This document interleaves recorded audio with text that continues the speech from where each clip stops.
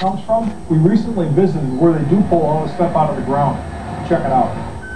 I mean, it's a pretty wide open area. So, Tim, tell us the process. How do you go about starting to pull this stone out of the ground? Well, we will either use the dex pan where we will put the slurry in and it'll force it to compact it open, or we'll go and we will drill and we'll put what they call quarry cutter or stone cutter into the holes.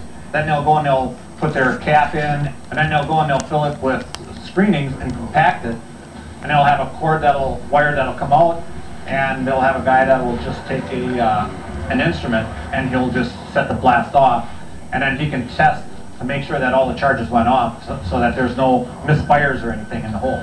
Now, when I think of blasting, I think of like a big mushroom cloud. I mean, is this a pretty big explosion? No, it's not, because the thing that we want to do is we just want to slightly loosen the stone. We don't want to, if you're crushing, you want to make big pieces into little pieces. For our needs, we want to make sure that we keep our stone as large as possible. So it's a very light charge, and virtually it's not a big explosion at all. Oh no!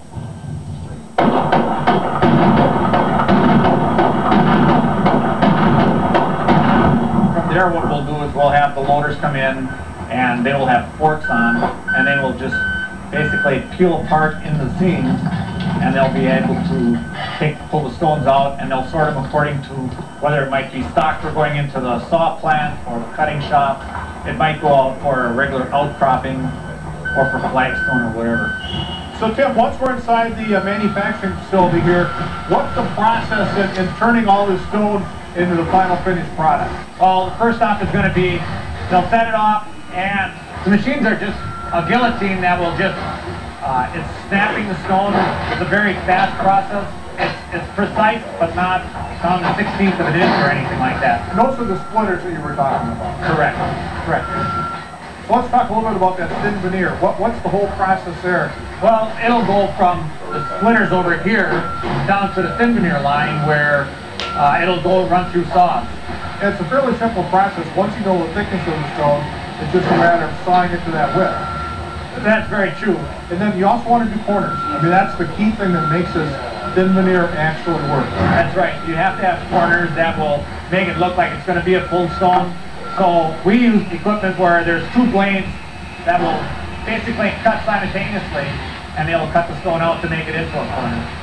Now you can also do things like, let's say if you want a very precise piece of stone to wrap around a window. We will do that over in the saw plant, so we have CNC machines over there, as well as other saws that will make it to whatever kind of specification somebody wants. Pretty sophisticated stuff though. It's always interesting. I mean, there's no dull moment, and there's very rarely something that's always the same. So Tim, I got to ask you, how did you end up coming up with that blend that we were asking about for the project? Well, people a lot of times will want something different than what their neighbors want. By taking products from a number of our different quarries, we're actually able to put a blend together that was satisfying for the customer. Yeah, well, I mean, it ends up being a beautiful blend, and it does, it kind of addresses some of the colors and some of the things that are going on around the house. So, yeah, and I'll tell you, the retaining walls also, it's absolutely gorgeous.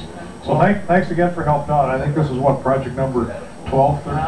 It could be. Been quite a few. Yes, thank you very much. It's always a pleasure.